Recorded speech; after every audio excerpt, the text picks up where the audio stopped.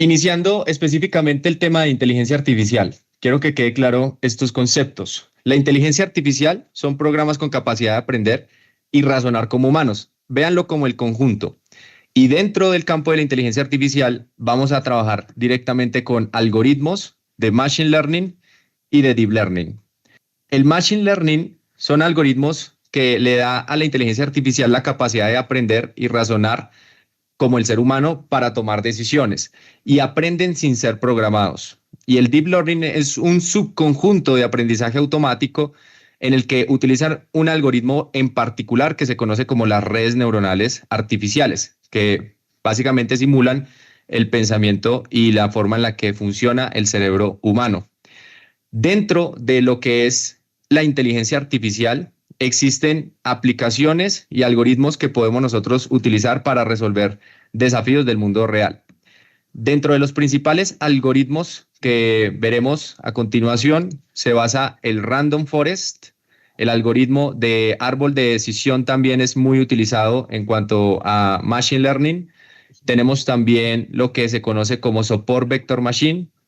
Y lo que ustedes están viendo en pantalla son diferentes librerías que también pueden funcionar en Python, como por ejemplo Scikit-learn, que si ustedes la googlean, se van a dar cuenta que allí encontrarán los principales algoritmos de inteligencia artificial para poder ejecutar dentro de lenguajes de programación. Keras también es una paquetería de Python en la que podemos nosotros correr específicamente Deep Learning, aprendizaje profundo, y tenemos otras aplicaciones muy interesantes en diferentes campos, que puede ser el Object Detection, Object Tracking, entre muchas otras aplicaciones. Ahora, específicamente lo que vamos a ver el día de hoy se basará en Machine Learning. El Machine Learning, estos algoritmos, tienen varias aplicaciones en las que podemos nosotros implementarlos. En primer lugar, una de las ramas más importantes es el aprendizaje supervisado, y es en donde nos vamos a centrar en esta exposición. El aprendizaje supervisado, a diferencia del aprendizaje no supervisado, es que este tiene una variable objetivo que queremos optimizar. Esta variable objetivo que queremos optimizar es la variable que buscamos predecir. Por ejemplo, en el caso que vamos a ver el día de hoy, es la estimación de la biomasa en los bosques. Yo quiero predecir la biomasa en los bosques, poder luego hacer cálculos de captura de carbono a partir de algoritmos de Machine Learning. Por lo tanto, dentro del aprendizaje supervisado, esa variable objetivo ya la conocemos. En el aprendizaje no supervisado no tenemos una variable objetivo que queramos optimizar. Ahora, dentro del aprendizaje supervisado hay dos grandes ramas, la clasificación y la regresión. En este ejemplo del día de hoy vamos a ver regresión. ¿Cuál es la diferencia? Que la regresión lo que busca es estimar una variable numérica, por ejemplo, la biomasa. La clasificación es cuando nosotros queremos predecir una categoría. Este tipo de usos se puede llevar, por ejemplo, a riesgos. Quiero predecir zonas susceptibles a la inundación y a la no inundación. Eso es una categoría. Pero en este caso, como queremos obtener un valor numérico de biomasa en los bosques, entonces se basará en una regresión. Teniendo en cuenta esto, el Machine Learning o el aprendizaje automático funciona diferente a la programación tradicional. En la programación tradicional, lo que nosotros le vamos a entregar son los datos y las reglas definidas desde un principio. Por ejemplo, yo puedo decir que si tengo un valor X en una variable, entonces la cantidad de biomasa es cierto valor específico. Eso es programación tradicional. El problema de la programación tradicional es que no funciona normalmente así el estudio de los ecosistemas y especialmente estos fenómenos ambientales. Por lo tanto, nosotros no podemos decir que una única variable es la responsable de que se genere un valor en biomasa, o, por ejemplo, no puedo decir de que solamente la precipitación sea el factor por el cual ocurran las inundaciones. En cambio, en el Machine Learning, lo que nosotros le vamos a dar es datos y respuestas. Entonces, ¿qué significa esto? Los datos van a ser todas esas variables independientes con las que yo quiero tratar de predecir la biomasa o con las que yo quiero tratar de predecir las inundaciones.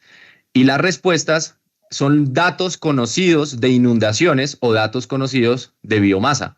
Es decir, yo tengo que darle a la inteligencia artificial un dataset que contenga los datos conocidos de las zonas inundables, no inundables, o datos conocidos de puntos en donde yo conozco la biomasa, y que esos puntos conocidos de biomasa se relacionen con los datos de entrada. Esos datos de entrada, por ejemplo, pueden ser las variables con las que yo quiero predecir la biomasa. Ejemplo, si yo estoy estudiando los bosques, yo puedo tener en cuenta la altura de la vegetación o la estructura de la vegetación.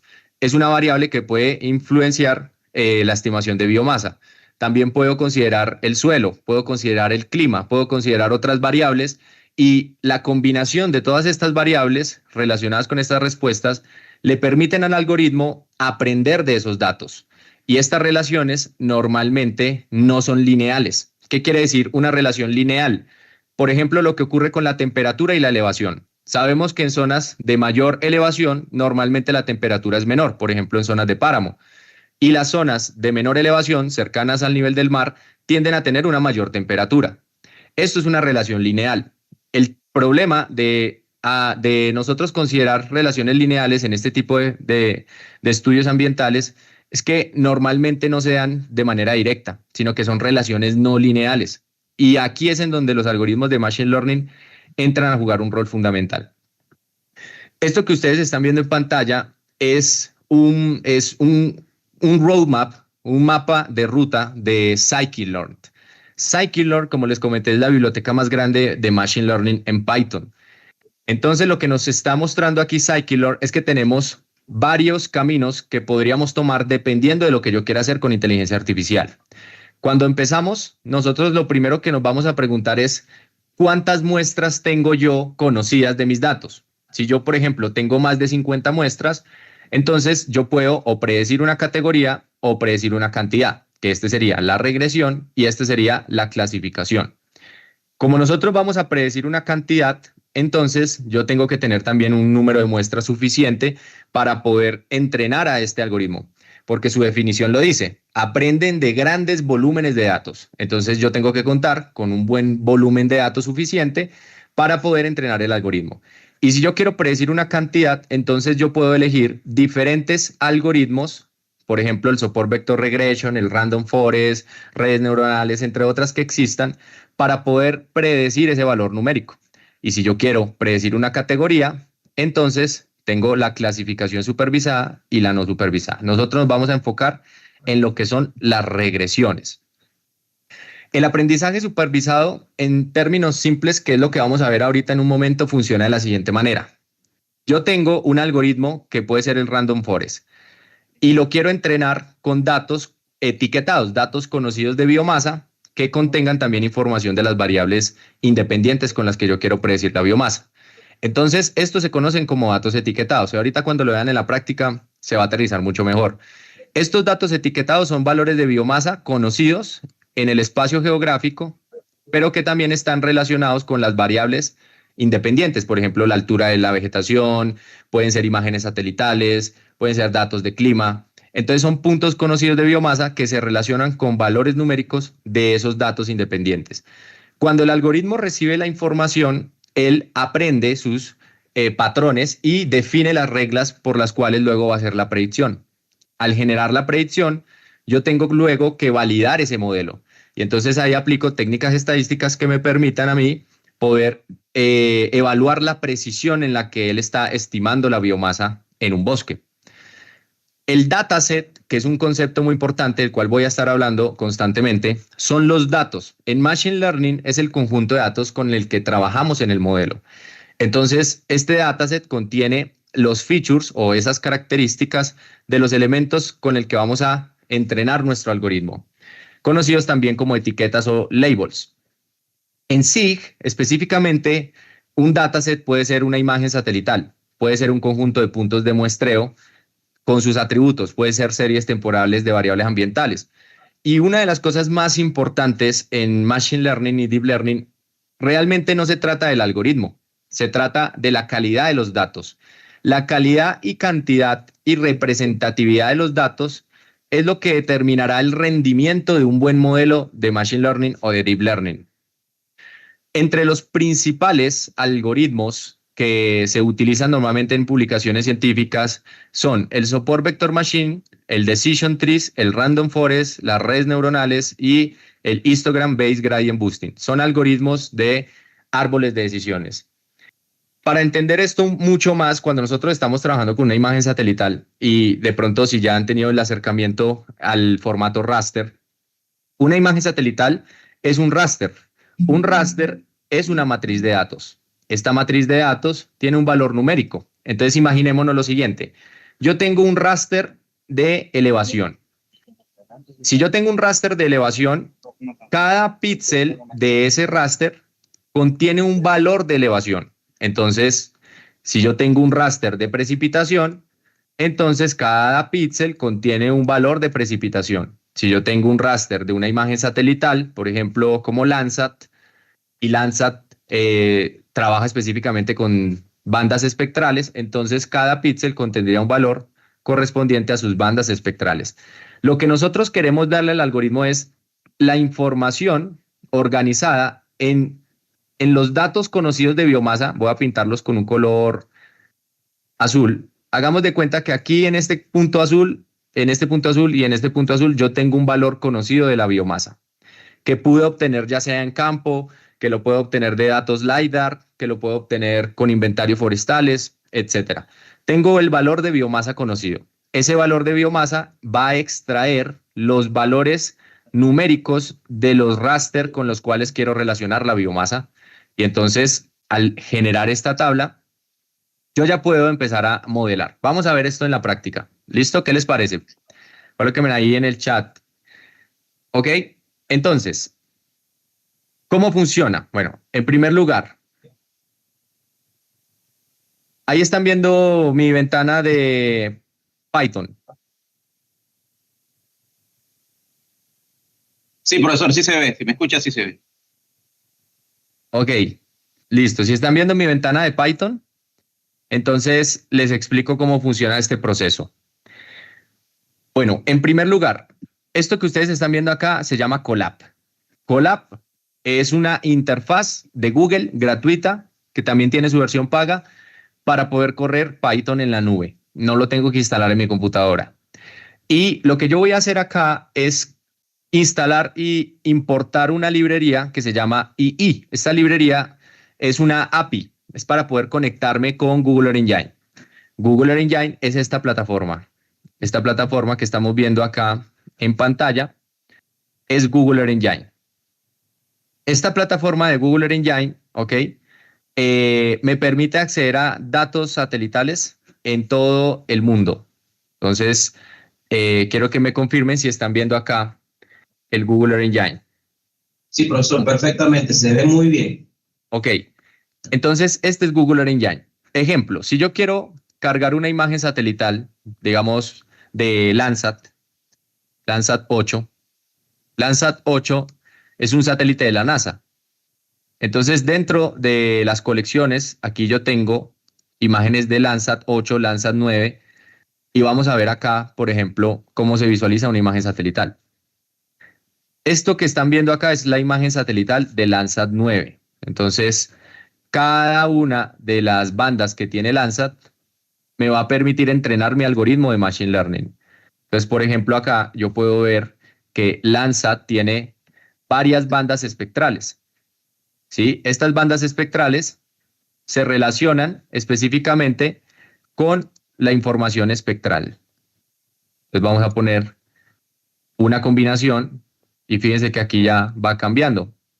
Entonces, la forma en la que yo haga combinaciones me va a mostrar o resaltar diferentes características o elementos del paisaje. Ahora, ¿qué ocurre?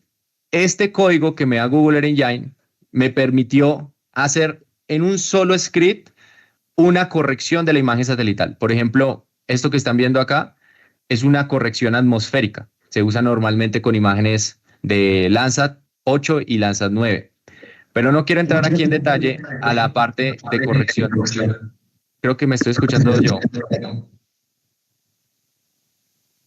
en el audio. Ahí ya. Eso es todo bien, estamos ajustando audio. Te sigue adelante. Listo. Entonces, esto que están viendo acá es una imagen satelital. ¿Se dan cuenta la velocidad en la que me carga la información en Google Earth Engine? Entonces, si yo quiero cargar, por ejemplo, datos de biomasa, yo también lo puedo hacer aquí directamente dentro de la misma plataforma. Yo puedo correr múltiples tipos de datos satelitales en cuestión de minutos. Aquí voy a cargar imágenes de Sentinel-1, que son imágenes de radar, imágenes para mapear la deforestación, por ejemplo. Y aquí ya estoy aplicando incluso un algoritmo de Machine Learning. Entonces, ¿por qué combinamos Google Earth Engine con Python? Porque Google Earth Engine nos va a dar acceso a los datos satelitales en cuestión de minutos. Y entonces eso es lo que vamos a hacer acá. Me conecto a Google Earth Engine, me autentico con este bloque de código. Yo le voy a dar permiso para que se conecte directamente a mi cuenta. Y cuando yo ya me conecto a mi cuenta, entonces lo que yo voy a hacer es importar las librerías. Estas librerías me van a permitir trabajar con gráficos, con datos vectoriales, para generar también ploteos y crear mapas o visores interactivos. Ahora aquí viene lo siguiente. Yo quiero hacer un estudio de la biomasa, ¿vale? Entonces, ¿dónde quieres hacer ese estudio? Resulta que en Google Earth Engine uno puede subir una capa de área de estudio, un límite. Entonces, por ejemplo, yo tengo acá varios límites de estudio, como este, que esta es una zona particularmente en el África. Entonces, esta es una zona de interés. Incluso con la inteligencia artificial, si uno se quiere apalancar con ChatGPT, que también es una IA muy potente para trabajar, yo le puedo decir carga este asset en Google Earth Engine y le puedo pegar directamente esta ruta y fíjense lo que hace ChatGPT. Automáticamente me da un pequeño código que si yo copio y lo coloco en mi visor de Google Earth Engine y le doy en Run, automáticamente me carga mi zona de estudio. Entonces, me apalanco también de lo que es la inteligencia artificial generativa. En este caso, yo ya tengo una zona de interés. Esta zona de interés, si la vemos satelitalmente, aquí tenemos bosque. Entonces, nos interesa poder conocer en esta reserva forestal cuál es la biomasa.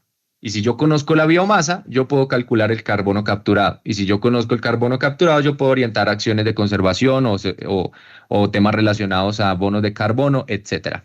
Entonces, esto de acá son bosques. Esto que estamos viendo acá, pues son áreas de bosque que a mí me interesa poder conocer cuál es su biomasa. Y entonces, para poder conocer la biomasa, yo tengo que tener valores conocidos de biomasa. Esos valores conocidos de biomasa vienen de este satélite que se llama Getty LiDAR. Getty LiDAR es una misión de la NASA que permite tener un inventario tridimensional de los bosques.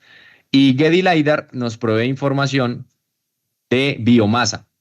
Entonces, la información de biomasa a partir del satélite de Getty es la que vamos a utilizar para entrenar nuestro modelo de Machine Learning. Entonces, Getty tiene una capa que básicamente es el nivel de densidad de biomasa aérea y está a 25 metros de resolución de píxel, lo que significa que lo puedo cruzar con Landsat, precisamente para generar ese mapa de biomasa. Getty LiDAR básicamente es como un escáner del planeta. Aquí lo que estamos viendo es cómo se generan estos datos de Getty.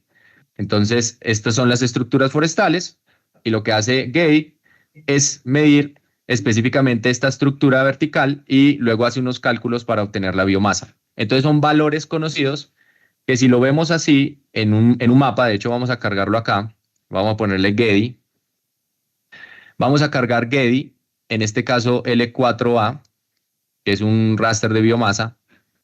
Quiero que ustedes lo visualicen. Corrámoslo. Fíjense, ahí va a cargar.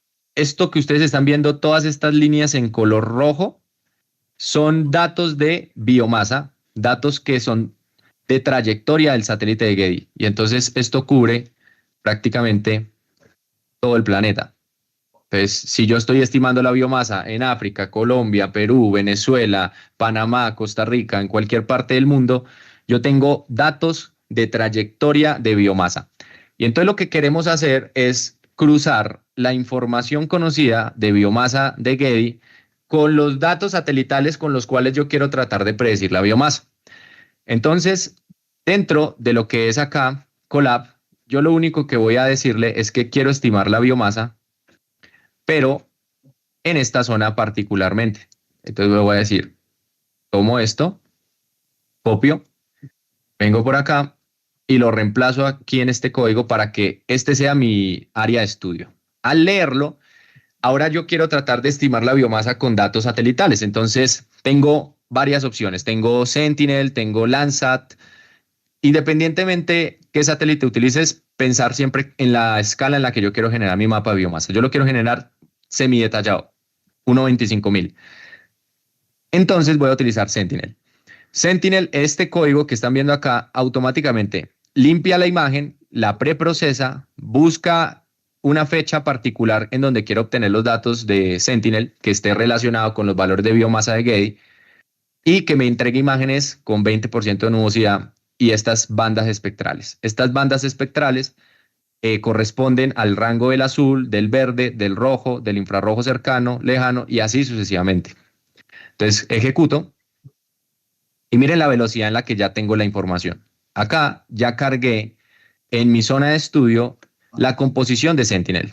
Entonces, esto que estamos viendo acá ya es una imagen satelital recortada y preprocesada y sin nubes en mi zona de estudio.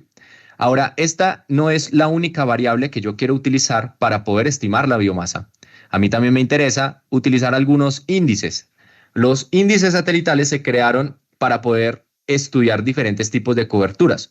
En el caso de la vegetación, los índices como el NDVI, el SABI, son índices que se utilizan especialmente para estudiar el vigor de la vegetación, para estimar también la sanidad de los cultivos, para estudiar los bosques. Entonces son índices que nos ayudan a entrenar mucho mejor el algoritmo. Entonces ejecuto y automáticamente ya tengo los índices calculados.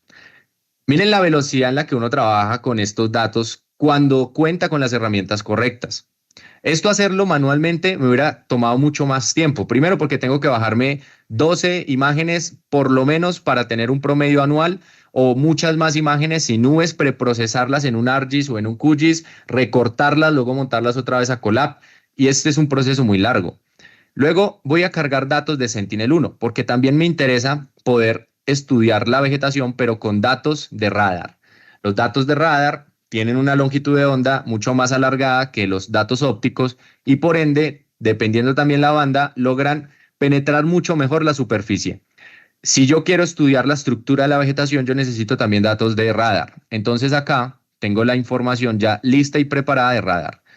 Ahora, lo que yo necesito entregarle al algoritmo en sí es una unión entre todas estas variables conocidas como variables independientes. Porque recordemos lo que es una regresión lineal. Una regresión lineal, aquí lo estamos viendo, se calcula de la siguiente manera. Vamos a ver acá esta publicación de Instagram, de lo que es una regresión lineal. En la regresión lineal, nosotros tenemos una variable dependiente. La variable dependiente es Y. En este caso, nuestra variable dependiente es la biomasa. La variable dependiente es igual, en este caso en una variable, en una regresión lineal, a un intercepto. El intercepto es el valor de Y, ¿vale? Cuando X es 0 y X es la variable independiente. Por ejemplo, si yo quiero estimar la biomasa únicamente a partir del NDVI, sería mi variable independiente, X. Pero yo tengo que calcular el intercepto, que es cuando el NDVI sea 0, cuál es el valor de biomasa y en este caso obtendría luego la pendiente, si es positiva o negativa, dependiendo de la relación entre Y y X. Pero ¿qué ocurre? Nosotros acá no estamos utilizando solamente una variable independiente. Nosotros estamos utilizando las imágenes satelitales de Sentinel, que son 6 bandas, es decir, son 6X, más otras 3X de los índices, más 2X más de los datos satelitales de radar de Sentinel-1. Entonces, realmente estamos haciendo es el uso de una regresión lineal multivariable, pero no vamos a aplicar una regresión lineal, como les comenté, porque normalmente las relaciones que existen entre la biomasa y estas variables independientes no son lineales, son no lineales. Y como son no lineales, yo no puedo aplicar una regresión lineal.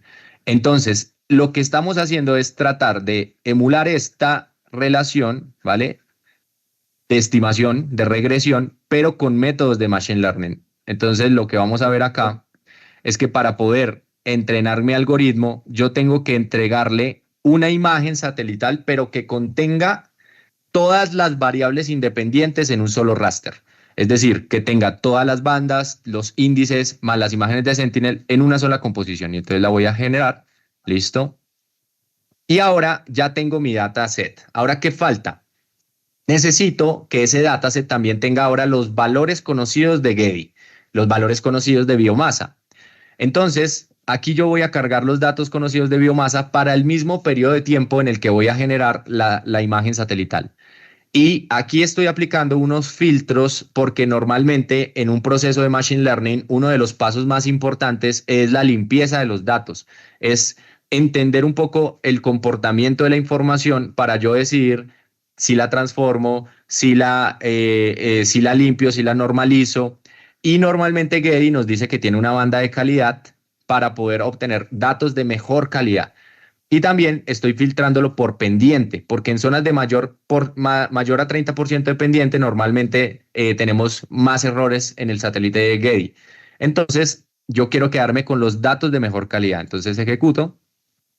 Y ahora, ya teniendo los datos de mejor calidad, lo que voy a hacer es que voy a obtener en mi zona de estudio una serie de muestras aleatorias, ¿ya? Para poder conocer los valores de biomasa en ese bosque. Entonces aquí me dice estadísticamente, usted en ese bosque tiene un valor promedio de biomasa de 49.17 megagramos hectárea, tiene un valor de la mediana de 45.78, un valor mínimo y un valor máximo. Sin embargo, para poder entender esto mucho mejor, lo voy a cargar en un mapa. Entonces, al verlo en un mapa, lo que vamos a tener es nuestro bosque. Y estos puntos que ustedes están viendo que recorren toda esta zona son los datos de Getty LiDAR. Entonces, ¿qué vamos a hacer? Estos puntos conocidos de biomasa van a extraer los valores numéricos de todas esas variables independientes satelitales con las que yo quiero predecir la biomasa. Y entonces vamos a explorar en gráficos los valores de biomasa. Este proceso es muy importante, como se los menciono, porque el dataset va a representar prácticamente el éxito de nuestro modelo. Lo que estamos viendo acá es un histograma. Un histograma es un gráfico que me permite entender la distribución de mis valores. Y en este caso, aquí yo puedo darme cuenta de que tengo unas frecuencias muy altas de biomasa, entre más o menos 10 y por acá en 100 en megagramos hectárea de biomasa. Por ahí en adelante ya las frecuencias caen y pueda que tenga algunos valores por encima de 400 y 300, pero que pueden ser datos atípicos. Si yo entré en un modelo de Machine Learning con datos atípicos, pueda que corra bien, pero el problema es que se entrena mal. Entonces, el tema es que yo tengo que explorar los datos y aquí me doy cuenta con el gráfico de bigotes, que es un boxplot, que por acá tengo algunos puntos que se salen del bigote y prácticamente pueden ser datos atípicos, que por esa razón me está dando también aquí mucho más valor en cuanto a estos campos. Y todos estos puntos por fuera de mi bigote, yo los podría filtrar para poder tener una mejor distribución. Entonces lo que yo voy a hacer es que me voy a quedar más o menos por acá con valores hasta más o menos unos 100 megagramos hectárea de biomasa por acá y vamos a ejecutarlo. Al ejecutarlo, vuelvo a cargar mis datos acá, pero ahora lo vamos a ver en un gráfico. Entonces lo vamos a correr en este gráfico y fíjense que ya cambia un poco más la distribución de mis datos, ¿no? Entonces ya no tengo esos puntos por fuera de mi bigote, pero también tengo mi histograma un poco mejor. Ahora ya teniendo esto, lo que voy a hacer es unir los datos de biomasa, pero ya limpios y filtrados, con los valores de mis bandas independientes, que son todas estas variables. Entonces, el modelo va a recibir toda esta información de variables relacionados con los datos de Getty para generarme una imagen satelital y un archivo CSV. Esto tomará unos minutos. Ahora, ¿qué pasa? Aquí yo ya tengo mis datos de Getty. Cuando yo ya tengo mis datos de Getty, entonces viene el modelo. En el modelo, digamos, de datos satelitales, específicamente cuando se crea ese dataset, se los voy a mostrar cómo se vería un dataset creado. Va a venir acá y voy a buscar Getty, por ejemplo, este. Fíjense lo que uno tiene. Esto es lo que recibe un algoritmo de Machine Learning. El algoritmo de Machine Learning recibe las variables independientes, que son todos estos datos satelitales, con los valores conocidos de biomasa. Estos son valores conocidos de biomasa. ¿Y cuántos datos tenemos? Tenemos más o menos unos 1314 en este ejemplo que les estoy mostrando, pero ahí nos va a generar muchos más. Entonces, todos estos datos son información que el algoritmo va a tratar de relacionar. Él va a tratar de encontrar patrones ocultos entre este valor de biomasa y estos valores numéricos, este valor de biomasa y estos valores numéricos, porque de esa manera él va a aprender qué relaciones existen entre estas variables con la biomasa. Y eso es lo que vamos a hacer acá. Entonces, lo que yo voy a correr aquí ya se basa en el modelamiento. En el modelamiento, yo lo que necesito es importar las librerías con las cuales quiero hacer mi modelo. Entonces, en este caso, Rasterio y AirPy son librerías muy útiles para generar mapas y para trabajar datos raster. Entonces, aquí voy a correr este paquete. Ahora, una vez genero esto, espero que se instale, porque esto es una instalación, esto es pip install. Y cuando se instala, bueno, voy aquí al siguiente paso. Importo todas estas bibliotecas. Fíjense que aquí en las bibliotecas que estamos importando, estamos trabajando principalmente con lo que es Scikit-learn, que es la biblioteca de Machine Learning, y modelos lineales, Support Vector Machine, de Ensemble, que es el Random Forest, etc. Aquí le voy a dar permiso para que se conecte a mi Google Drive. ¿Por qué se va a conectar a mi Google Drive? Porque en el proceso anterior, cuando ejecutamos el código, él se conecta al Google Drive. Ahora aquí voy a subir unos archivos que yo tengo en mi computadora, que yo había generado por acá. Permítanme, los busco.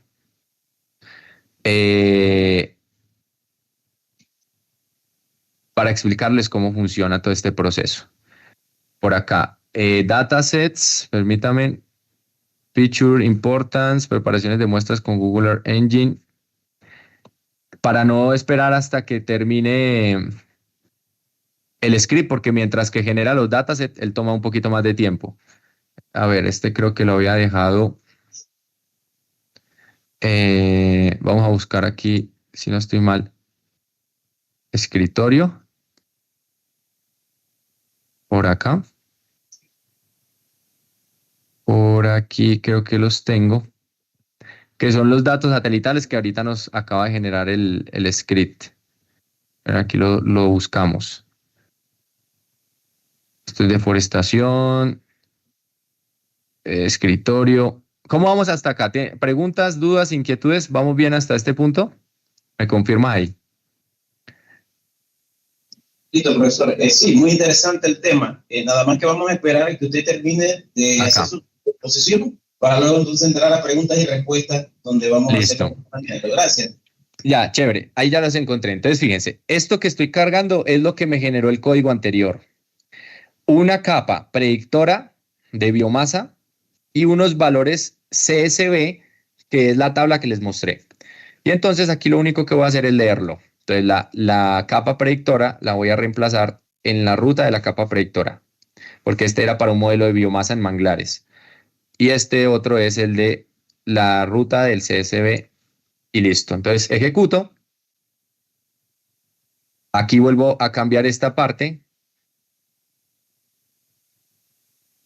que es mi ruta. Ejecuto. Y es como para acá. Aquí, bueno, este es la ruta. Vamos aquí a darle es que está cargando. Esperemos ahí un momentito. Aquí está cargando.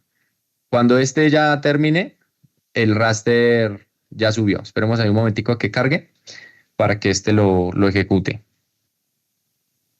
Vamos a darle ahí un minutico. Vamos a esperar. Y a lo que ya suba la capa TIFF, ya la va a leer.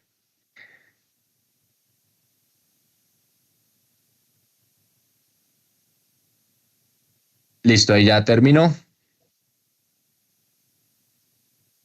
Entonces vamos a darle, vamos a ver si ya reconoce, Ron. Eso, ahí está. Entonces, en mi imagen, aquí lo mismo, por ejemplo,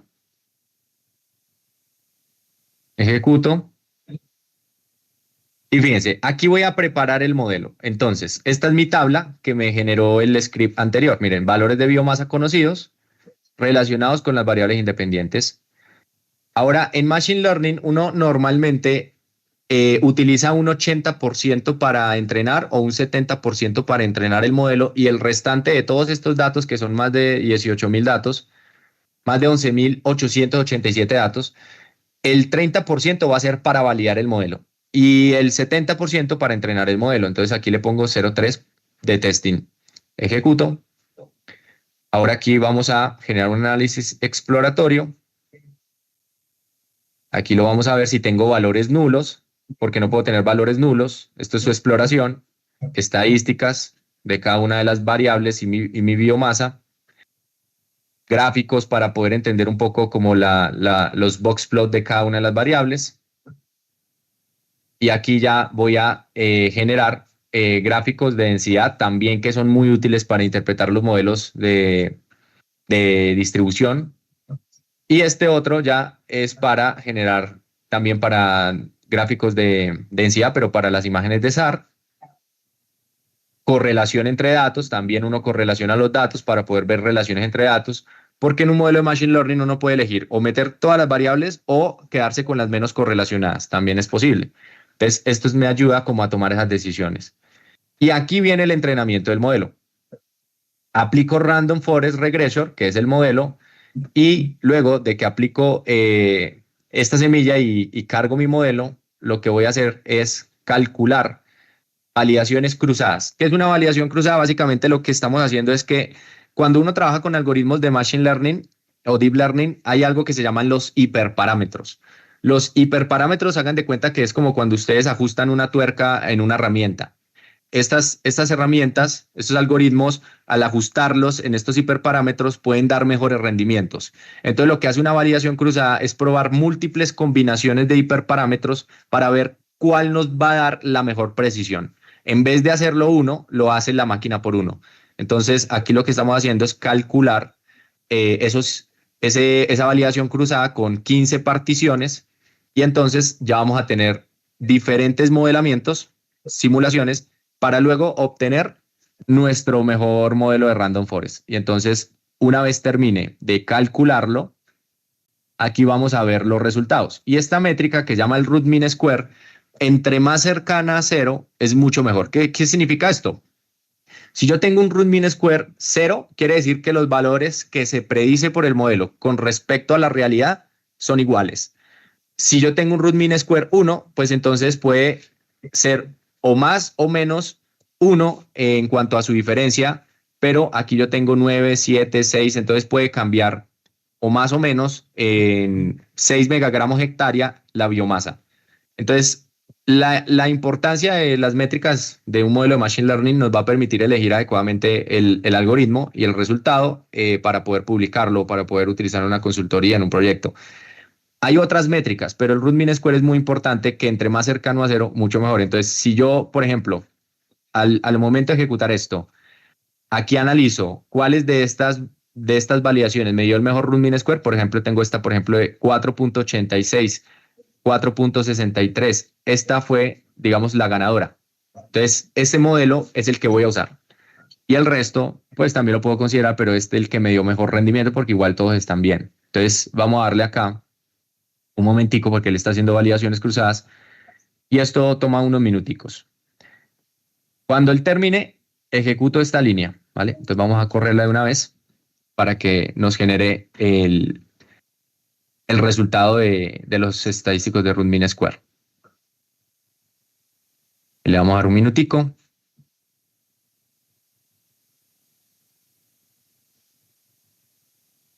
Y este es el Random Forest.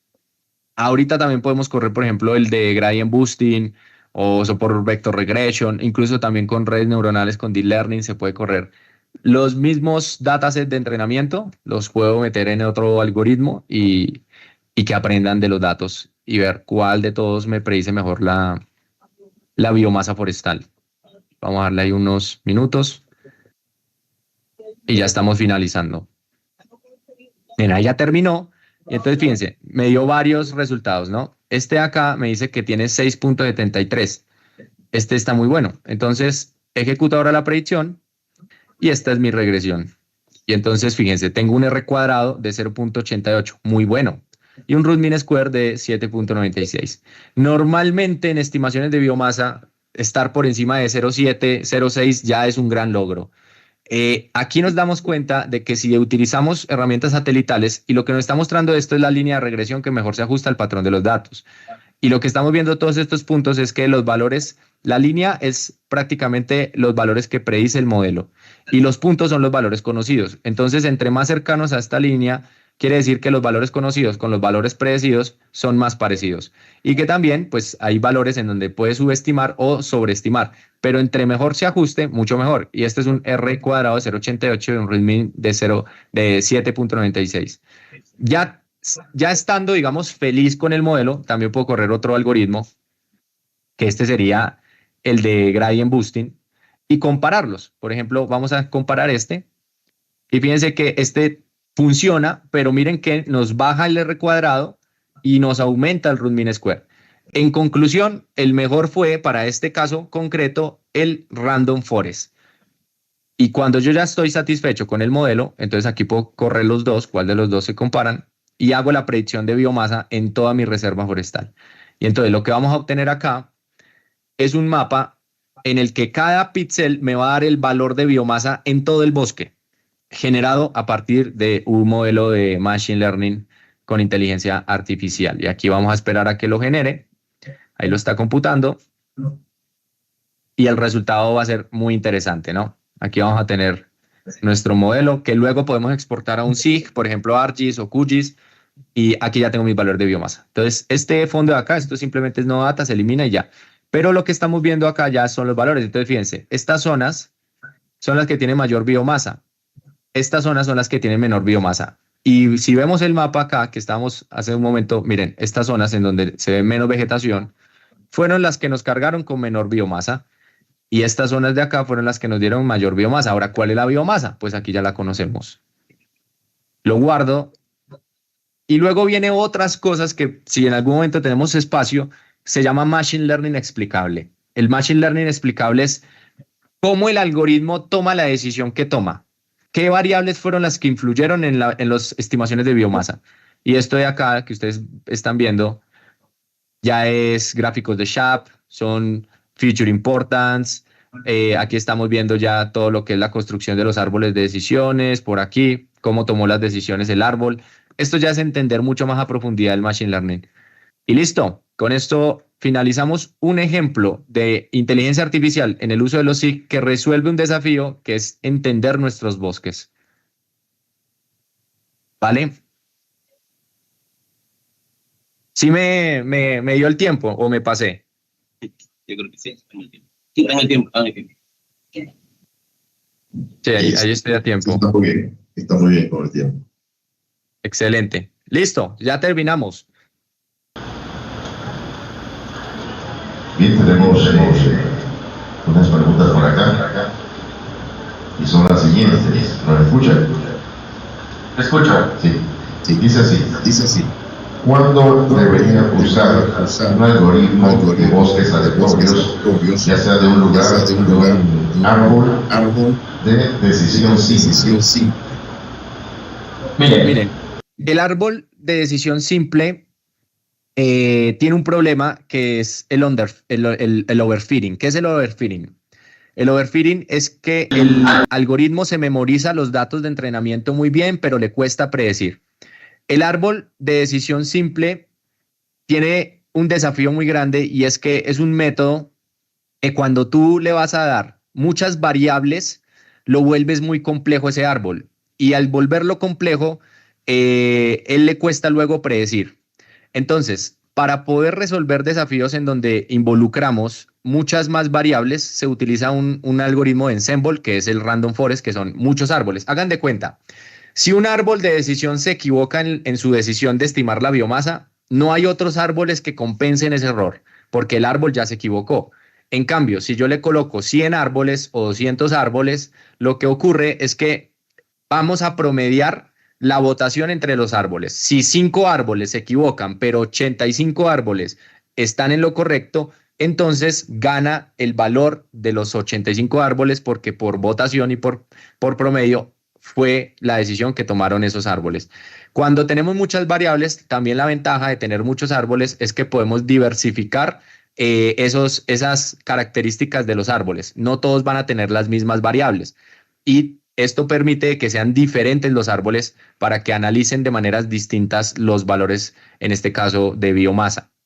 Entonces, normalmente, cuando uno utiliza un random forest es porque quiere llegar a modelar una relación mucho más compleja, más profunda, pero luego en el Machine Learning explicable lo que se hace es que yo ya tengo mi modelo de random forest.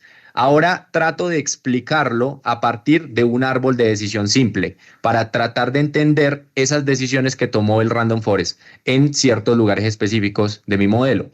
Y eso se llama Machine Learning explicable. Entonces, esa es la diferencia. El árbol de decisión es un algoritmo de caja blanca. Es un algoritmo que es interpretable. Ese algoritmo normalmente son los que les gustan a los tomadores de decisiones, sobre todo porque les queda fácil tomar una decisión. Si tengo un valor X, entonces es esto. Si tengo este valor, entonces es esto. Pero el problema es que en estos modelos, utilizar un algoritmo de caja blanca normalmente no da buenos resultados. ¿Por qué? Porque son relaciones complejas. Entonces lo que se hace es algoritmos de caja negra, como el Random Forest, el Support Vector Regression, redes neuronales, que son más complejos, dan mejores precisiones, pero no tienen interpretabilidad, no son transparentes. Entonces, cuando ya tenemos el modelo, lo que luego aplicamos es Machine Learning explicable para darle esa transparencia, ¿vale? Otra pregunta, ¿cómo se maneja el desequilibrio espacial en la distribución de las muestras de la biomasa? No, en ese caso sí es importante tener un equilibrio espacial. Sí es importante tener datos conocidos tanto en el espacio geográfico como en atributos. Entonces, la razón por la cual utilizamos los datos satelitales de Getty es precisamente por eso, porque tienen un cubrimiento espacial del planeta que nos permite monitorear en diferentes zonas. Si yo lo estoy haciendo, por ejemplo, en una reserva forestal a partir de datos en campo, voy a sesgar mi modelo. ¿Por qué? Porque no tengo tampoco información conocida. Si yo tomo solo muestras en un bosque, digamos, de temprana edad y quiero estimar la biomasa en un bosque mucho más antiguo, yo estoy extrapolando esa modelación. Entonces, no es confiable en esa zona. En la zona en la que tomé los datos es confiable. Entonces, siempre es importante tener buenas muestras en un modelo de Machine Learning y una de las etapas más importantes es tener el equilibrio espacial de muestras, tener también datos de buena calidad y tener la cantidad suficiente de datos para poder entrenar un modelo de Machine Learning y Deep Learning. Entonces, si yo quiero hacer un modelo de biomasa con 10 datos de parcelas, me pueden servir más como para poder validar un modelo que pueda generar espacialmente o como para utilizarlo en Grow Truth, que son datos conocidos de campo, pero ahí hay vacíos que hay que cubrir y no se puede uno, digamos, confiar mucho en si no tengo buenas muestras. Una última pregunta, ingeniero. ¿Por qué los algoritmos son esenciales para crear mapas? Miren, los algoritmos, hagan de cuenta lo que acabamos de hacer. ¿Quién de aquí podría hacer esa predicción de biomasa sin el uso de estos algoritmos? Así, con una calculadora. No lo podemos hacer. No lo podemos hacer no porque no sea posible, sino porque es tan complejo que muchas veces el razonamiento humano no da a ese punto. Una regresión lineal sí la puedo hacer con calculadora, pero un modelo de Deep Learning en el que tenemos 600 capas, 1000 capas, 2000 capas, 3000 capas o 500 árboles tomando decisiones, un ser humano no lo puede hacer. Entonces, los algoritmos con base matemática nos permiten a nosotros resolver desafíos que son normalmente complejos sin el uso de este tipo de algoritmos de Machine Learning y Deep Learning. Entonces es algo en lo que el ser humano tiene que aprender a apalancarse. Es como tener una computadora en este momento y no utilizarla, no porque no sea buena, sino porque no sabemos utilizarla. Entonces, si nosotros tuviéramos smartphones y no los utilizáramos, estaríamos perdiendo muchas oportunidades. Y es así lo mismo con los algoritmos. Los algoritmos se desarrollaron para ayudar al ser humano, para que tomemos mejores decisiones. El tema es que tenemos que saber estudiarlos, entenderlos y aplicarlos para que no sea el uso, digamos que irresponsable de técnicas de Machine Learning y Deep Learning para tomar decisiones, sin nosotros tener en cuenta la limpieza de los datos, el preprocesamiento, qué datos satelitales estamos utilizando. Por ejemplo, si yo voy a crear un modelo de Machine Learning de biomasa y le meto una capa que sea la distancia cuerpos de agua, ¿tendría mucho sentido estimar la biomasa con esta variable? Ahí vamos analizando. O área urbana con biomasa. ¿Tiene sentido meter una capa urbana con biomasa? No tiene sentido que el área urbana sea un factor que influya a la biomasa. Entonces yo tengo que también tener conocimiento de lo que hago para que la inteligencia artificial no se convierta como simplemente que me haga las cosas, sino que yo oriente a la inteligencia artificial y trabajemos de la mano. Entonces los algoritmos son supremamente importantes, pero lo más importante más allá de los algoritmos es que nosotros sepamos utilizarlos y entenderlos.